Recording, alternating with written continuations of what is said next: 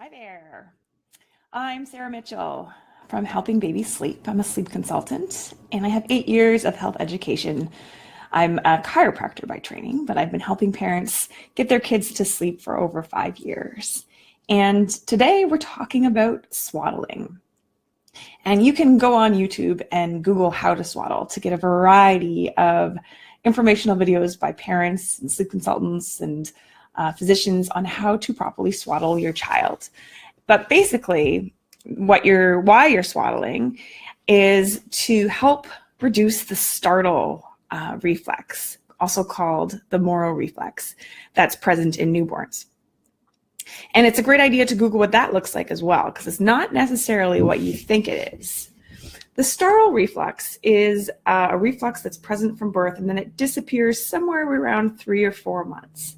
And the true startle reflex, your child is startled and their arms fly out, but then they recoil back to their body. And that's important to note because that's different from just generally having a lack of control over their arms, where they often fly up and then they hang out there.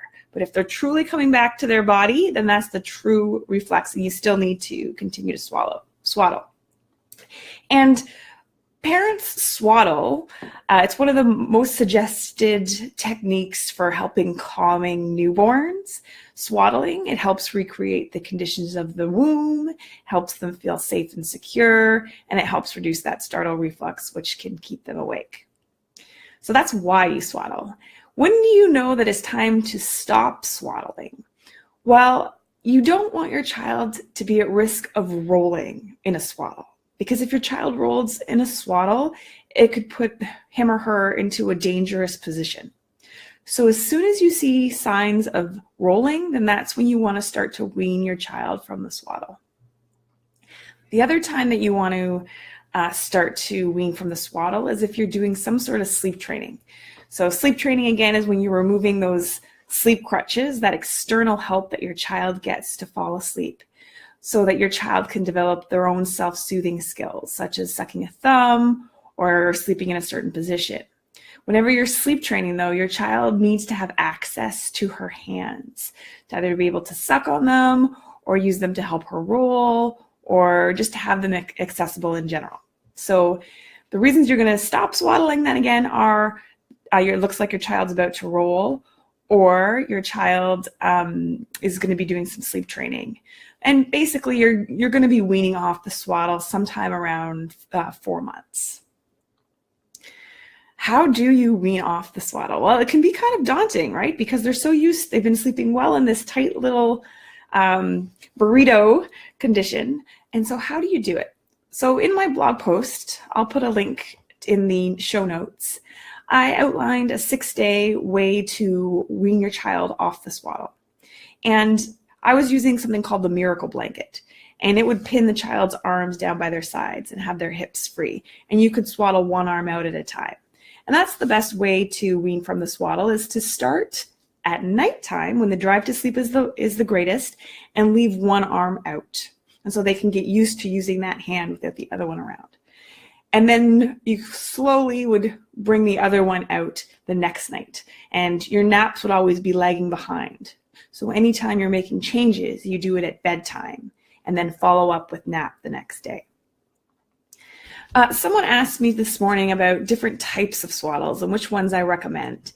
And I love the miracle blanket, which can be hard to find nowadays. It's kind of old school, but it does help with both arms. Right now, popular ones tend to be the zippity swaddle, which has the hands in kind of this position. I don't like it because the hands are covered, so kids can't suck on their hands. But if you have a scratcher, it would be great for those kids. The Love to Dream has the hands up like this, and you can zip off one arm at a time, which I like because it can help you to transition. There's also the Merlin sleep suit, which is a thick suit that keeps the child's arms straight out. And I'm actually not as much of a fan for that one because it's expensive and I feel like it has a really short duration. It's not giving, either you start with that from birth and use it, or you have a smaller window kind of when you're transitioning out of the swaddle into a full-on sleep sack. And when I mean sleep sack, I mean like the arms out, but it's a wearable sleep bag. And I love sleep sacks. They provide a sense of security. They keep your child warm at night. They also help to limit mobility, because you don't want them practicing mobility when it's sleeping time. You want them doing that during the day. And I love grow bags, just plain old simple grow bags with the different tog weightings depending on the different season or temperature that you're having. All right, if you're watching, if you have any questions, please feel free to write a comment. That's pretty much what I wanted to talk to you about. Swaddling, basically weaning by one arm out over a couple of days, giving them time to practice with that, and making changes at night and following up with nap the next day, because naps are always harder. When you're sleep training, when you're weaning from a swaddle, there's more distractions during the day. There's more light. It's always a bit more challenging during the day to make changes. Okay, thanks for watching.